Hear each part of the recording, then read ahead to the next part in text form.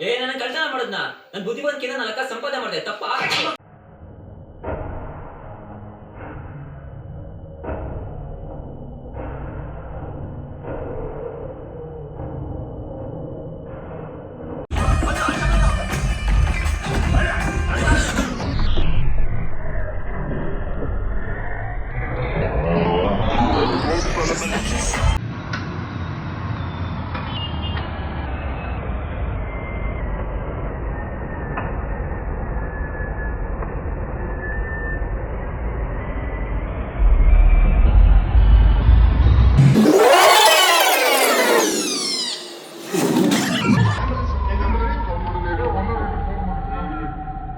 ಯಾರು ನೀವು? ಗಂಗಮ್ಮ ಅವರಿದ್ದಾರ? ಯಾಕೆ ಏನಾಗ್ಬೇಕಿತ್ತು? ಅವ್ರ ಮಗನ ಹತ್ರ ಸ್ವಲ್ಪ ಮಾತಾಡ್ಬೇಕಿತ್ತು. ನಾನೇ ಅವ್ರ ಮಗ. ಏನ್ ಹೇಳಿ?